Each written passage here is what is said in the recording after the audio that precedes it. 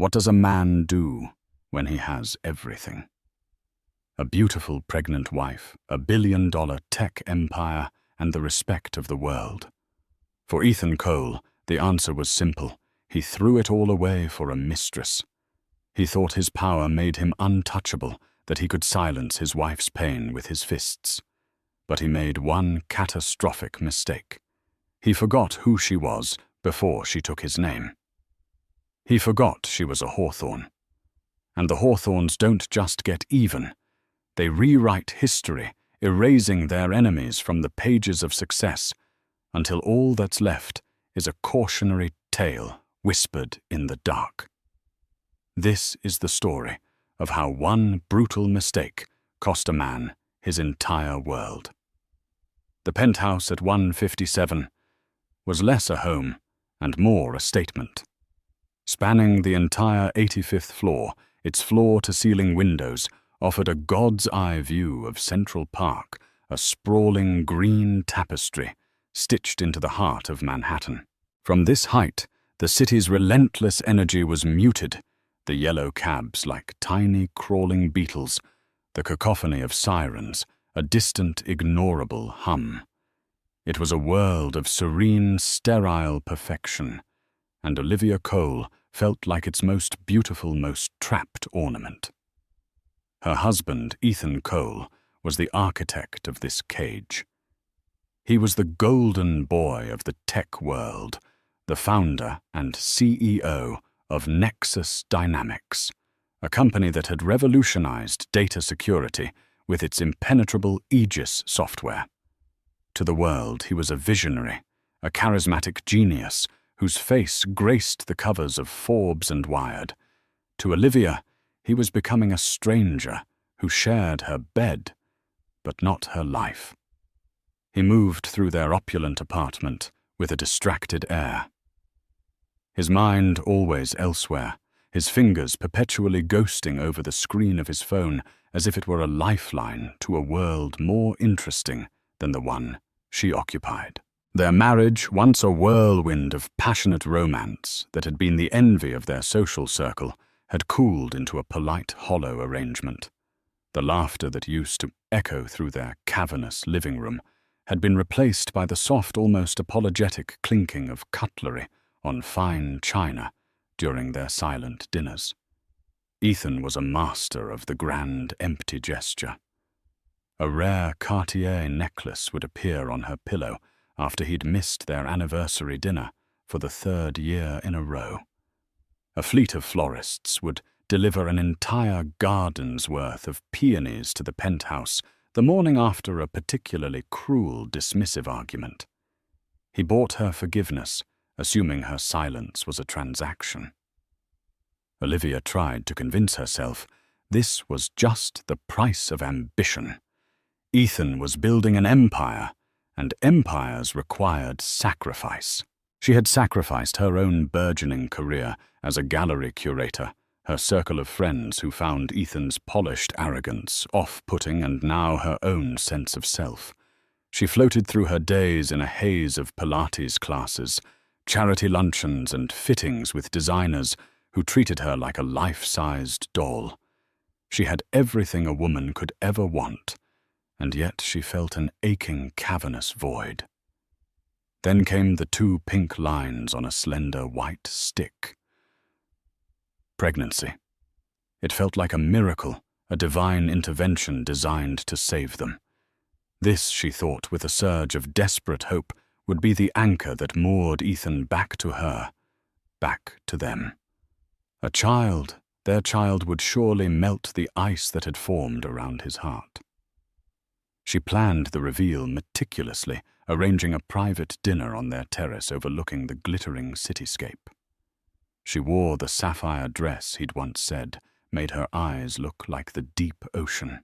When she finally presented him with a small, elegantly wrapped box containing a tiny pair of designer baby shoes and the positive pregnancy test. His reaction was not what she had dreamed of.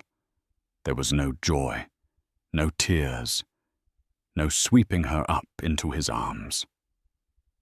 Instead, a flicker of something unreadable, annoyance, panic crossed his face before being instantly suppressed, replaced by the practiced, camera-ready smile he used for shareholders. "Well," he said, his voice smooth and detached as he examined the tiny shoe. "This is unexpected." He placed the box on the table as if it were a business proposal he needed time to consider. "We'll need to make arrangements. A bigger staff, a proper nursery. I'll have my assistant Jessica look into the best pediatricians." He spoke of their child like a project to be managed, a new asset to be acquired and properly maintained. He didn't touch her. He didn't ask how she was feeling. He just stared out at the city, his jaw tight. The conversation quickly shifted back to Nexus dynamics, to a hostile takeover bid. He was fending off from a rival firm, a new product launch in Seoul. The baby, their supposed miracle, became a footnote in the evening's agenda. The following weeks only deepened Olivia's sense of unease. Ethan grew even more distant, his nights at the office becoming, later his business trips, more frequent and vague. He often came home smelling faintly of a perfume she didn't wear, a heavy, cloying scent of jasmine and sandalwood that clung to the fibers of his custom-tailored suits. When she questioned him, he would deploy his most potent weapon, gaslighting. "Don't be paranoid, Olivia. It was a networking event. The room was full of people," he'd say, his tone laced with a weary impatience that made her feel needy and foolish. "You're getting emotional. It must be the hormones." He made her doubt her own senses, her own intuition. The calls he took in hushed tones while stepping out onto the balcony, the way he angled his phone screen away from her, the sudden password protection on a laptop that had always been open. Each was a small splinter of betrayal. She saw the name Scarlett flash on his screen once before he snatched the phone away. When she asked, he said it was Scarlett Vance, a new aggressive venture capitalist he was trying to win over. The explanation was plausible, almost too plausible. The gilded cage was beginning to feel less like a sanctuary and more like a prison. The panoramic views of the city no longer looked like a kingdom at her feet, but a vast, indifferent world she couldn't reach.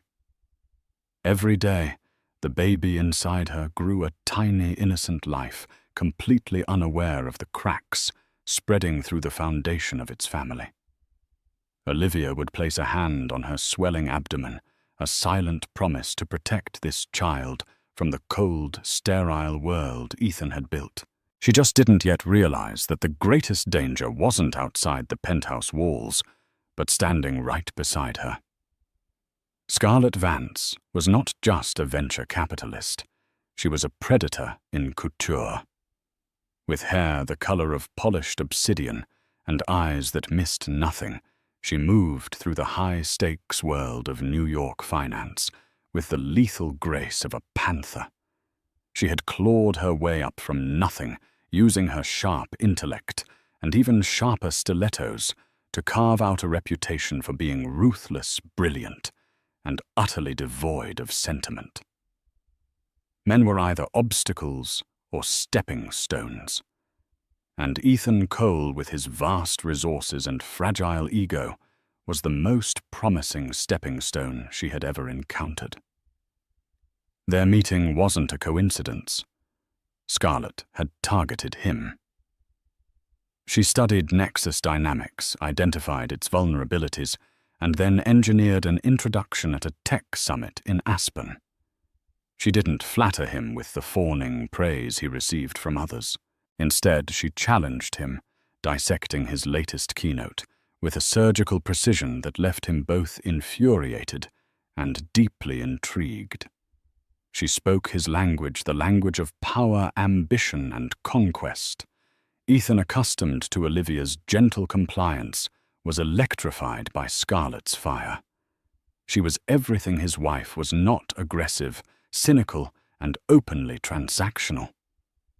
Their relationship began under the guise of business, with late-night strategy sessions in hotel bars and confidential meetings that bled into intimate dinners. Scarlett made him feel like the genius the world saw, not the emotionally vacant husband Olivia's sad eyes reflected back at him. She didn't want his heart. She wanted a percentage of his empire, and that was a currency Ethan understood far better than love. The affair escalated quickly. Ethan, a man who prided himself on control, became reckless. He bought Scarlett a lavish apartment in Soho, a black Range Rover, and a portfolio of jewelry that rivaled Olivia's. He justified it to himself as the cost of doing business, of keeping a valuable and potentially dangerous ally happy. But it was more than that. With Scarlett, he could indulge the basest parts of his nature without judgment. His arrogance was not just tolerated, but celebrated. His ruthlessness was not a flaw, but a shared value. While Olivia was at home overseeing the construction of a state-of-the-art nursery, decorated in muted tones of cream and sage green, Ethan was with Scarlett in her minimalist chrome and leather apartment, drinking single malt scotch and mapping out the future of his company. He was living a double life, and the strain was beginning to show not in guilt, but in an escalating cruelty towards the woman who represented the life he now found so suffocating. Olivia's pregnancy, which should have been a joy, became his excuse for everything. Her morning sickness was an inconvenience that disrupted his sleep. Her food cravings were a sign of her lack of discipline. Her exhaustion was a drain on his energy. He used her vulnerability as a weapon against her, chipping away at her confidence with a steady barrage of criticism disguised as concern. "Are you sure you should be eating that, Olivia? Think of the baby," he'd say, eyeing a small bowl of pasta with disdain. "You need to rest. You look pale," he'd comment, steering her away from a social event where he might have to pretend to be a doting husband for too long. The evidence of his betrayal was no longer subtle. Olivia found a receipt for a diamond tennis bracelet from Harry Winston, a gift she never received. She discovered charges for dinners at restaurants he claimed he'd never been to, airline tickets for 2 to the Cayman Islands, for a weekend he'd supposedly spent at a solo coding retreat. Each discovery was a fresh wound, a confirmation of the lies that now formed the very air she breathed. Her friends, the few she had managed to keep, urged her to confront him, to leave him. But where would she go? The prenuptial agreement she'd signed without a second thought was ironclad, designed by Ethan's cutthroat lawyers to leave her with virtually nothing. More importantly, she was carrying his child. She clung to the fading hope that the baby's arrival would change him, that holding his own son or daughter in his arms would perform the miracle she had once prayed for. The tipping point came during the annual gala for the Children's Health Foundation, an event Olivia had passionately chaired for years. Ethan, who had promised to be by her side, called at the last minute to cancel, citing a server crisis at Nexus that required his immediate attention. Disappointed but accustomed to it, Olivia went alone, her 5-month baby bump proudly displayed in a custom-made gown of emerald silk. She was delivering her speech, her voice trembling slightly as she spoke of the need to protect the most vulnerable when she saw him. He wasn't at the office. He was across the ballroom, standing half-hidden behind a marble column, his hand resting possessively on the lower back of a striking woman in a blood-red dress. It was Scarlett Vance, the woman from the news articles, the venture capitalist. They were not talking business. The way he looked at her, the way his thumb stroked the silk of her dress, the proprietary smile on his face, it was a language Olivia knew intimately, because it was how he had once looked at her. Time seemed to slow down. The applause from the audience sounded like rushing water in her ears. She saw Scarlett lean in and whisper something in Ethan's ear, her red lips brushing against his skin. Ethan laughed, a deep, genuine laugh that Olivia hadn't heard in years.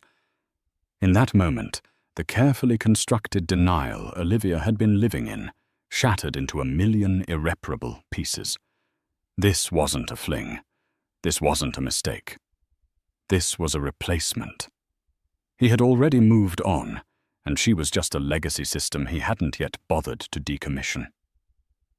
She finished her speech on autopilot, her heart hammering against her ribs like a trapped bird.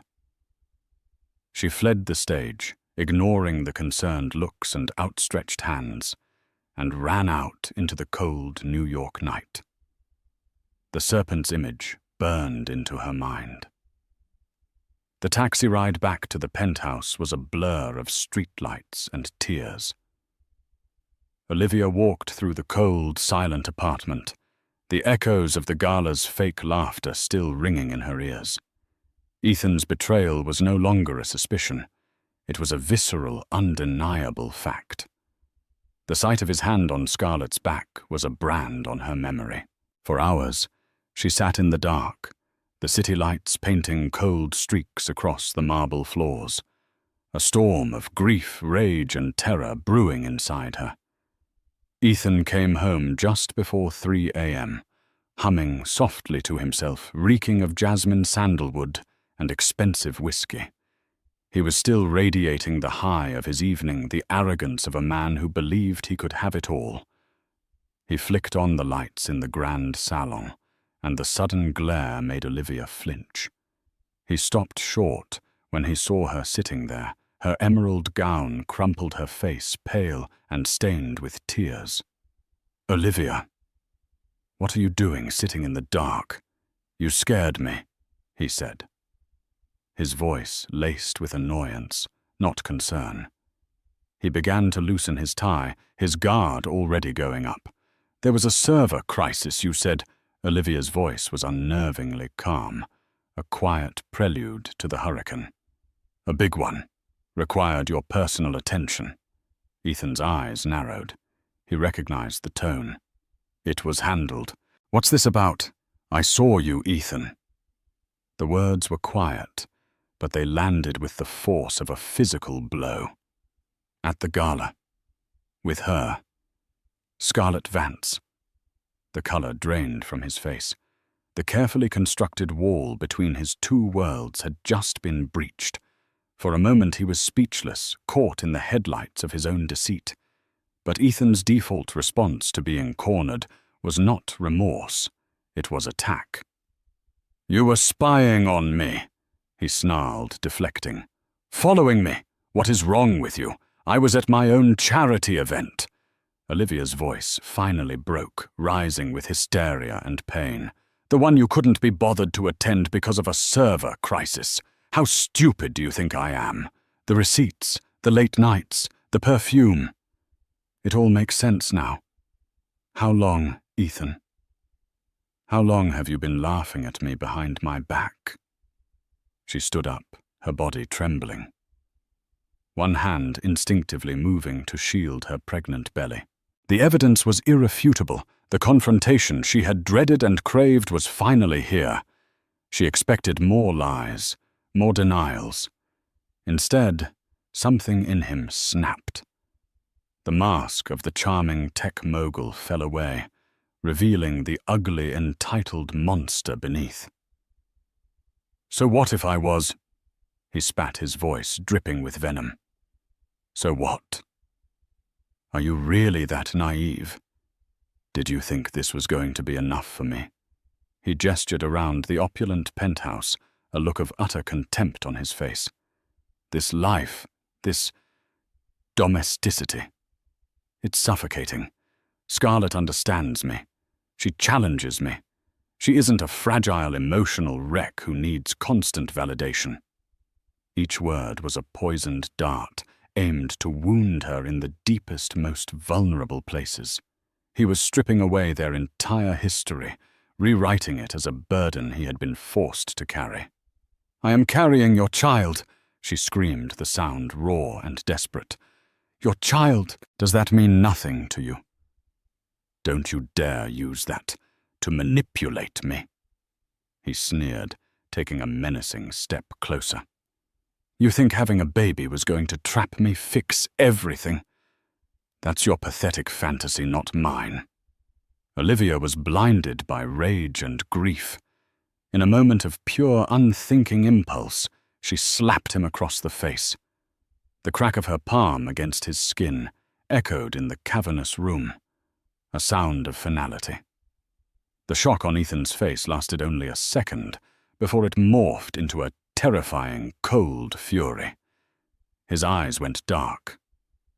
You should not have done that, he said, his voice dangerously low.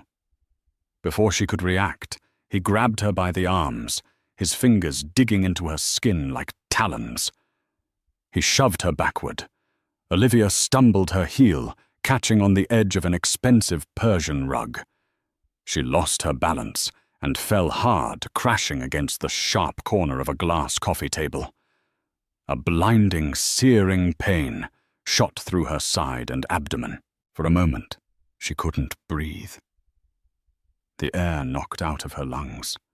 She lay on the floor, gasping, a wave of terror washing over her that was far greater than any fear for herself. The baby. She looked up at Ethan, her eyes pleading. He stood over her, his chest heaving, his face a mask of remorseless rage. He didn't move to help her. He didn't show an ounce of concern. He just stared down at his pregnant wife on the floor as if she were a piece of furniture he had carelessly knocked over. This is your fault, he said, his voice cold and devoid of any emotion. You and your drama. He turned and walked away, heading toward their bedroom, leaving her crumpled on the floor. The physical pain was immense, but it was nothing compared to the shattering realization of what he was. He was not just an adulterer or a liar. He was a monster. A warm, damp sensation spread beneath her. With trembling hands, she reached down. Her fingers came away stained with blood. A primal scream of pure terror ripped from her throat. The baby. He had hurt their baby. Adrenaline surged through her, overriding the pain. She couldn't stay here. He would leave her to die. Crawling, dragging herself across the cold marble, she managed to reach her purse by the door. Her hands shook so violently she could barely operate her phone. She didn't call 911. Her first and only instinct was to call the one number that represented absolute safety, absolute power, and absolute retribution. Her father. She found the contact Dad in her phone and pressed call. It rang once before a familiar, calm voice answered. Olivia, it's late. Is everything all right? Dad, she sobbed, her voice a choked, broken whisper as she stared at the blood on her hands. He hurt me. Ethan, he hurt me. Please help me. Help the baby. The line went silent for a single, terrifying beat. And then the voice of Richard Hawthorne, a man who could move markets and topple governments with a single phone call, came back transformed. It was no longer the voice of a loving father. It was the sound of ice cracking of an avalanche, beginning its slow, unstoppable descent. Where are you, sweetheart? He asked, his voice now lethally calm. Don't move. I'm sending my people. They'll be there in 10 minutes. We're coming to bring you home. The Hawthorne family was not merely wealthy. They were a dynasty, an institution woven into the very fabric of American power. Their fortune wasn't new or flashy, derived from volatile tech stocks or fleeting trends. It was old, established, and vast, built over generations on shipping, real estate, and strategic control of global commodities. They operated from a sprawling 200-acre estate in Greenwich, Connecticut, a fortress of old stone and modern security, known simply as the Crest. To be a Hawthorne was to be born into a world where loyalty was paramount, and betrayal was met with a swift, devastating response. Richard Hawthorne ended the call with his daughter, and the mask of paternal concern was replaced by a face carved from granite.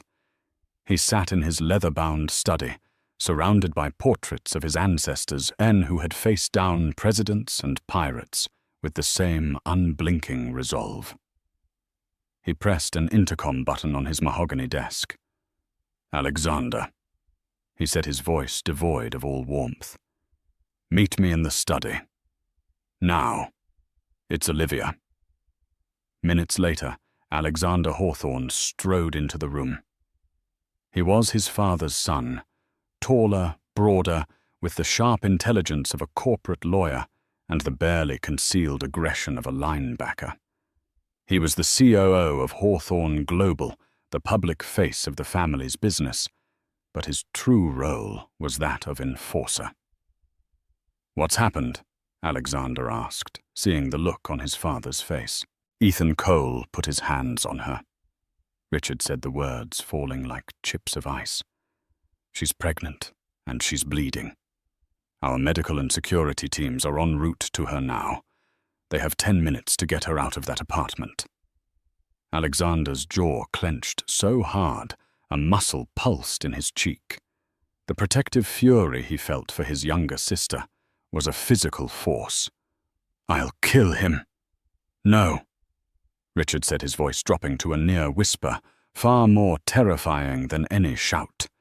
"Killing him is too quick. It's an act of passion. We are not passionate men, Alexander. We are methodical. He built an empire. We are going to turn it to dust and salt the earth where it stood.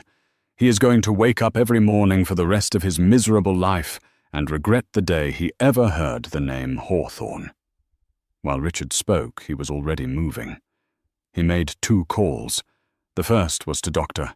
Roberts, the family's private physician and head of a discreet elite medical unit that catered exclusively to the global 1%. The second was to Gavin, the head of their security detail, a former Special Forces commander who handled the family's more sensitive problems. The instructions were simple and absolute. Extract Olivia. Ensure the safety of her and the child at all costs. No one, especially not Ethan Cole, was to interfere. Back in the Manhattan penthouse, the 10 minutes felt like an eternity to Olivia. She lay huddled by the door, listening to the sound of Ethan moving around in the master suite, completely oblivious. Then she heard the quiet, almost imperceptible click of the private elevator's lock being overridden. The doors slid open, not with a ding, but with a whisper. 4 men in dark, functional suits stepped out. They moved with an unnerving, silent efficiency. One, clearly the medic, knelt beside her immediately, his calm voice a soothing balm on her terror. "Olivia, I'm Dr. Roberts. We're going to take care of you." The other 3, led by a man with cold, watchful eyes, formed a protective perimeter, their gazes fixed on the hallway leading to the bedroom.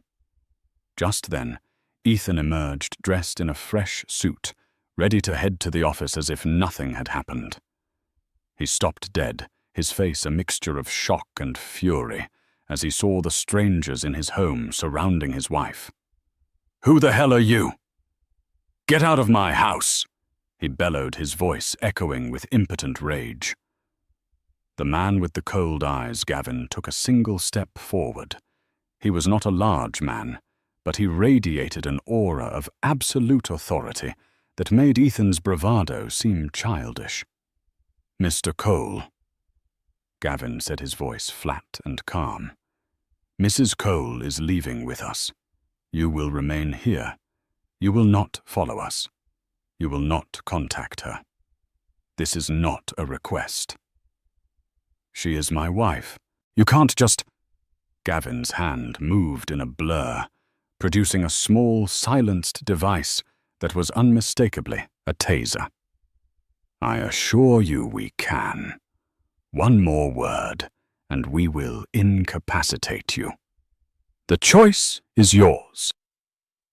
Ethan, for the first time in his life, was confronted with power far greater than his own. He was a bully who had just run into a pack of wolves. He stood there sputtering as Dr. Roberts and another man gently lifted Olivia onto a portable stretcher and carried her to the elevator. Her last sight of her husband was of him standing alone and powerless in his palace, his face pale with a dawning, horrified understanding. The journey to the crest was a seamless operation. A private ambulance devoid of any markings was waiting in a secure underground garage. They sped out of the city, bypassing all traffic, with a discreet escort Olivia never even saw. She was stabilized, given medication to stop the bleeding, and hooked up to a portable fetal heart monitor. The steady rhythmic beat of her baby's heart was the most beautiful sound she had ever heard. She arrived at the family estate to find her father and brother waiting under the grand portico. Richard gently stroked her hair as she was moved to the estate's fully equipped medical wing. His eyes filled with a love that was now intertwined with a chilling promise of vengeance. Once Olivia was settled, and the doctors confirmed that both she and the baby, though shaken, would be fine, Richard and Alexander returned to the study. The room had become a war room. A team of the family's top lawyers and forensic accountants had been summoned from their beds and were already assembling, their faces grim. Richard stood before the fireplace, staring into the flames. "He used our seed money," he said softly. "I gave him his first $5 million as a wedding gift. Our money is in the foundation of that company. We have a right to inspect the books." Alexander nodded, his mind already working. "We'll start there. A full audit. We'll find every discrepancy, every padded expense account, every shell corporation he's using to hide assets. We'll leak it to the SEC, the IRS, and every financial blog that matters." "The board," Richard continued. "We placed 2 of our people on his board to protect our initial investment. They've been dormant, but it's time to wake them up. Call them. I want a vote of no confidence initiated by the end of the week. Cite erratic leadership and potential financial misconduct. And Scarlett Vance." Alexander added, his voice like gravel. "I'll have our investigators do a deep dive. Everyone has secrets. We'll find hers and make sure they see the light of day at the most inopportune time." The lion had roared. The Hawthorne machine, a behemoth of wealth, influence, and ruthless efficiency, was now fully engaged. It was aimed like a cannon at one man. Ethan Cole had assaulted a Hawthorne. He had no idea that he had just signed the death warrant for his entire empire. He was about to learn that some families don't just close ranks, they go to war. For Ethan Cole, the first sign that the world was tilting off its axis was subtle. It came in the form of an email at 7:00 a.m. the Monday after the incident. A major investor, a notoriously cautious pension fund he had spent months courting, was pulling out of a $50 million funding round, citing new concerns about corporate governance. Ethan was furious, but dismissed it as a case of cold feet. Then the tremors started.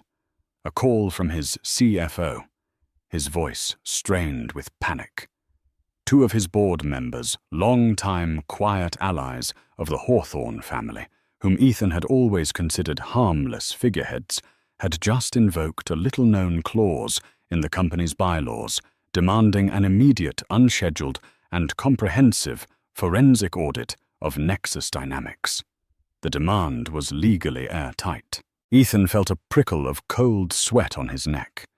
It was too much of a coincidence. He tried to call Olivia.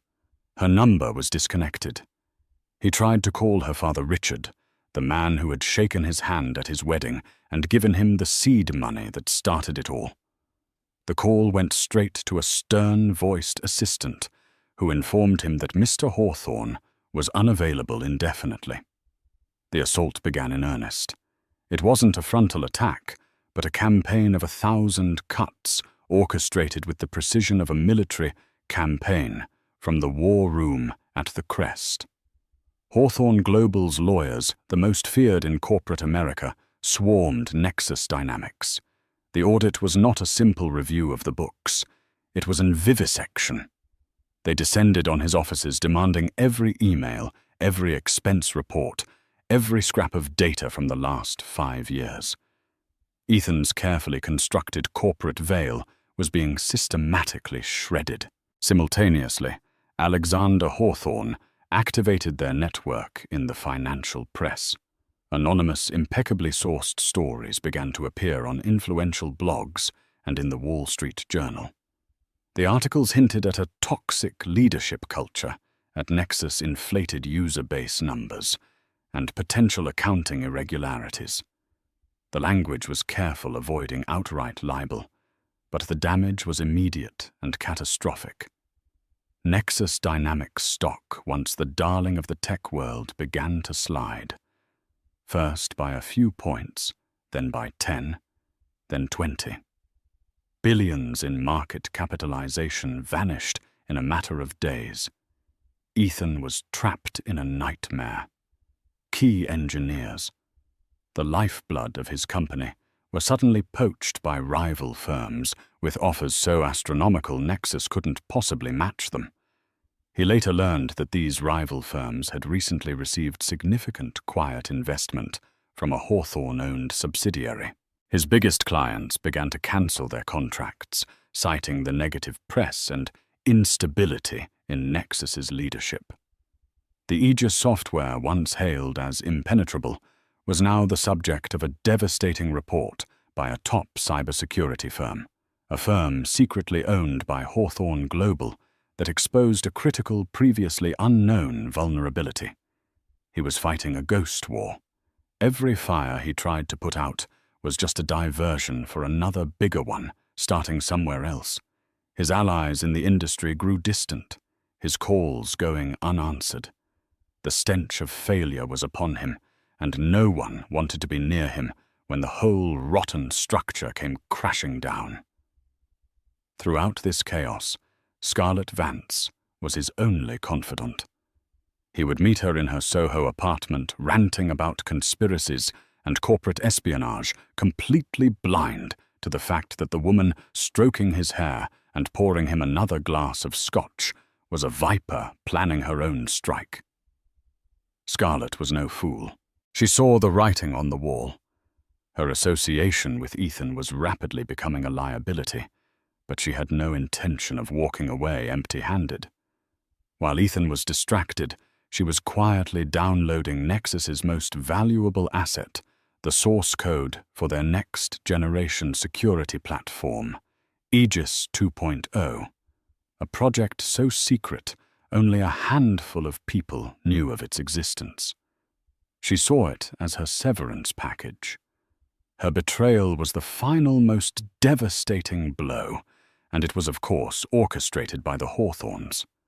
Alexander's investigators had discovered Scarlett's insatiable greed and her history of playing fast and loose with corporate ethics. They approached her through a shell corporation, posing as a deep-pocketed Asian tech conglomerate looking to acquire a competitive edge. They offered her an obscene amount of money for proprietary data from a leading US tech firm. They didn't have to name Nexus. Scarlett took the bait without a moment's hesitation. The day Ethan's world truly ended, he was in a brutal emergency board meeting. The Hawthorne-aligned members presented a dossier detailing his lavish spending on Scarlett, all billed to a corporate expense account disguised as consulting fees. They showed evidence of his gross mismanagement and the catastrophic stock decline under his leadership. They called for an immediate vote of no confidence. As his professional life was being executed in the boardroom, His phone buzzed. It was a text from Scarlett. "I know who's doing this to you. A rival wants Aegis 2.0. I can help. Meet me. I have a plan." Hope, desperate and foolish, surged in his chest. He stormed out of the board meeting, leaving them to their vote, and raced to her apartment. He found it empty, stripped of all her personal belongings. The only thing she had left was a single engraved flash drive on the coffee table. He plugged it into his laptop, thinking it was the data he needed to save himself. Instead of source code, a single video file opened. It was security footage from the hallway outside his penthouse on the night he had assaulted Olivia. The audio was crystal clear. His venomous words, her scream of pain, the sickening thud of her body hitting the table. And then a few minutes later, the silent, efficient arrival of the Hawthorne security team. His blood ran cold. It was irrefutable. It was a coffin nail. As he stared at the screen in horror, a dozen FBI agents burst through the door, weapons drawn. "Ethan Cole, you're under arrest for corporate espionage," the lead agent barked. "We have a signed confession and evidence from your accomplice, Scarlett Vance, that you conspired to sell company secrets to a foreign power." Scarlett had played her final card. To get a lighter sentence for her own crimes, she had framed him for everything using the stolen data as proof of his intent to sell. The shell corporation she had been dealing with had of course been a Hawthorne front all along, and they had recorded every incriminating conversation before handing them and Scarlett over to the federal authorities. The empire was not just crumbling. It had been utterly annihilated. Ethan Cole, the titan of tech, was led away in handcuffs, his ruin absolute and complete. The wheels of justice, when greased by the Hawthorne fortune, turn with breathtaking speed. Ethan Cole was not afforded the luxury of a prolonged legal battle. His bail was set at an impossibly high figure, and with all his personal and corporate assets frozen by the federal investigation and the ongoing lawsuits, he was utterly penniless. The high-powered lawyers who had once flocked to him now wouldn't even return his calls. He was forced to rely on a court-appointed public defender, an earnest but hopelessly outmatched young man who looked at the mountain of evidence against his client with despair. Ethan sat in a sterile interrogation room, the adrenaline of the arrest having worn off, replaced by a hollow, sickening dread. The charges were a masterpiece of strategic destruction: corporate espionage, wire fraud, securities fraud. And thanks to the video evidence and Olivia's testimony to the DA, a slew of assault charges. He was facing decades in a federal prison.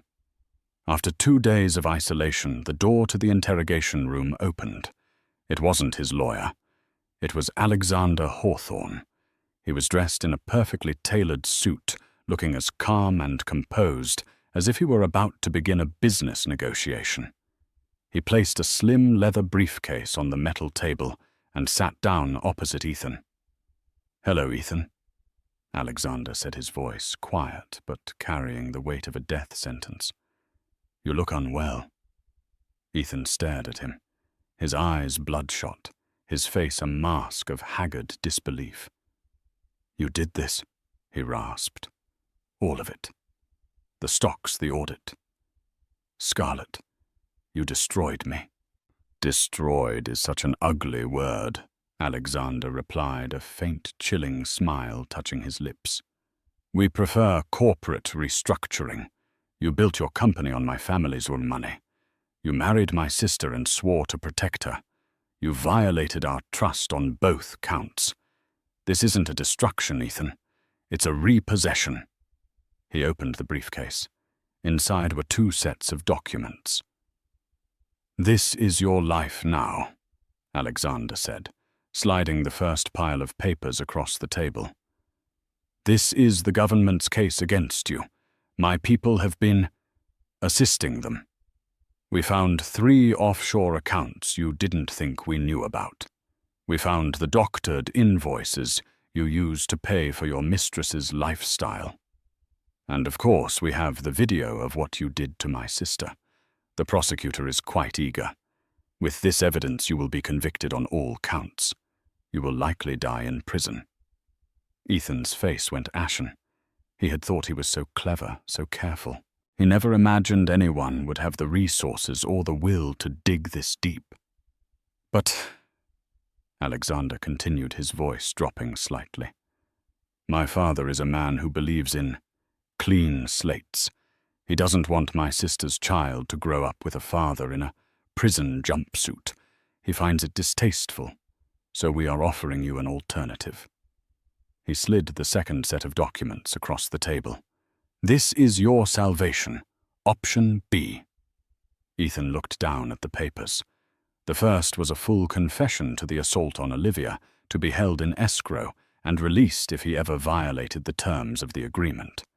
The second was a document relinquishing all parental rights to his unborn child, effective immediately. The third was a set of contracts, signing over the last remnants of his intellectual property, and every single share he still held in Nexus Dynamics, now worthless but for their voting power to a holding company. The name of the holding company was Olivia's Legacy LLC. "You will sign these papers," Alexander stated, leaving no room for negotiation. "In exchange, certain evidence related to the espionage and fraud charges will fail to materialize. The government's case will weaken. You'll still face charges for the assault, but with our influence it will be pleaded down. You'll serve a short token sentence, maybe a year in a low-security facility. When you get out, you will have nothing. Your name will be poison in the tech world. You will leave New York, and you will never ever attempt to contact Olivia or her child again. You will, for all intents and purposes, cease to exist in our world." It wasn't a choice. It was an execution of his life as he knew it. He could choose a quick death or a slow one. He looked into Alexander Hawthorne's cold, merciless eyes and saw no hint of bluff, no room for appeal. He saw the full, terrifying power of a family that operated on a different plane of existence, a family that wrote its own rules and its own justice. With a trembling hand, Ethan reached for the pen. The scratching sound of his signature on the documents was the sound of his entire world being signed away. He was no longer Ethan Cole, CEO and visionary. He was a ghost, a cautionary tale. Meanwhile, Scarlett Vance's reckoning was of a different but no less final nature. The Hawthornes had no interest in offering her a deal. She had served her purpose. The federal case against her for corporate espionage was airtight. Her attempts to betray Ethan had only dug her own grave deeper. The Hawthornes made sure she was prosecuted to the fullest extent of the law, hiring a separate legal team to assist the prosecution as a concerned corporate citizen. She was sentenced to 10 years in a federal penitentiary, her ambitions of power and wealth turning to dust in a prison cell. Her name, once whispered with a mixture of fear and admiration in financial circles, was now a byword for greed and self-destruction. Alexander collected the signed papers, placed them neatly back in his briefcase, and stood up. He paused at the door and looked back at the broken man slumped in the chair. "You know Ethan," he said, his voice laced with a final, cutting contempt. "My father's one regret in all of this is that he was wrong about you. He thought you were a shark. It turns out you were just a parasite. And parasites, once they've been removed, are very easy to forget." He walked out, leaving Ethan Cole alone in the room, with the ruins of his life. 6 months later, the first snows of winter were blanketing the grounds of the crest in a thick, pristine layer of white.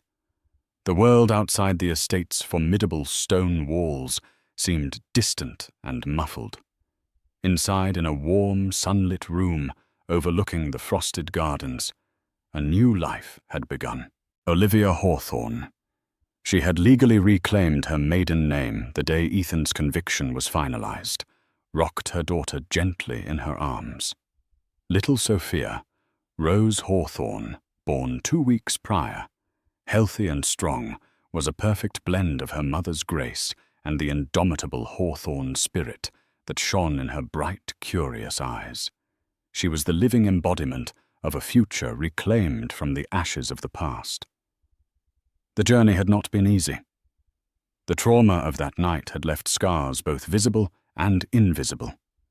There were nightmares, moments of panic, and a deep-seated mistrust of the world. But she was not alone.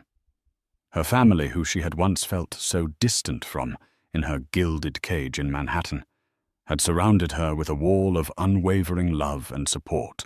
Her father, Richard, who had always been a formidable, almost remote figure, now spent hours simply sitting with her, telling her stories of her own childhood, his eyes soft with a paternal love she was only now beginning to fully understand. Alexander, the fierce protector, had become Uncle Alex, a gentle giant who could be reduced to babbling nonsense by his niece's tiny grasp on his finger. Olivia was no longer the fragile, naive woman who had believed in Ethan Cole's empty promises. The fire she had endured had not consumed her. It had forged her into something stronger, something tempered and resilient. She had found her voice again, not just as a mother, but as a leader.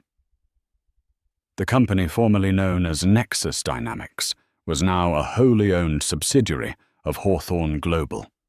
Rebranded as Aegis Security, it had been purged of Ethan's toxic influence under a new CEO, hand-picked by Richard and Alexander, and with Olivia taking an active role on the new board of directors. The company was being rebuilt on a foundation of integrity and genuine innovation. The intellectual property Ethan had signed away was now the cornerstone of Sophia's trust fund, an empire she would one day inherit, built from the rubble of her father's betrayal. One crisp afternoon, Olivia stood by the large bay window in the nursery looking out at the snow-covered landscape. Sophia was asleep in her arms, her small chest rising and falling in a peaceful rhythm. Alexander came and stood beside her, following her gaze. "He was released last week," Alexander said quietly, knowing she would want to know. "Low-security facility in Minnesota. He served 4 months. He's a free man." Olivia didn't flinch. She felt nothing. No fear, no anger, not even pity. Ethan Cole was a ghost from another life, a name connected to a pain that no longer had power over her. "And where is he now?" she asked, her voice calm and steady. "Does it matter?" Alexander replied, placing a reassuring hand on her shoulder. "He has no money, no reputation. He's just a man. He has no power here. He has no power over you." Olivia looked down at the beautiful, innocent face of her daughter. Sophia represented a new dawn, a clean slate. She was a Hawthorne, and she would be raised with the strength, love, and protection that came with that name. She would know nothing of her father's cruelty, only of her mother's resilience. "No," Olivia said, a small, genuine smile gracing her lips for the first time in a long time. "No, he doesn't." She turned away from the window and the world outside her, focus entirely on the warm, precious life in her arms. The past was a closed chapter, a story of pain and betrayal that had ended in a spectacular reckoning. This right here was the beginning of a new story, one she would write on her own terms. It would be a story of a mother's love, a family's strength, and the enduring truth that even after the most devastating of storms, a new dawn always breaks. And so the empire built on lies and brutality was brought to its knees not by market forces or competitors, but by the quiet, unstoppable power of a family protecting its own. Ethan Cole learned the hard way that the people you step on your way up are the ones who will be waiting for you on your way down. This wasn't just a story of revenge. It was a story of justice.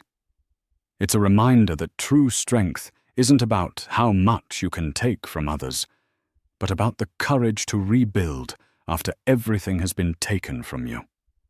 Olivia, now at the helm of her own destiny, with her daughter by her side, is a testament to the incredible resilience of the human spirit. If this story of ultimate payback resonated with you, please hit that like button. Share it with someone who needs to hear that justice can prevail, and subscribe to our channel for more tales of epic revenge and triumphant survival.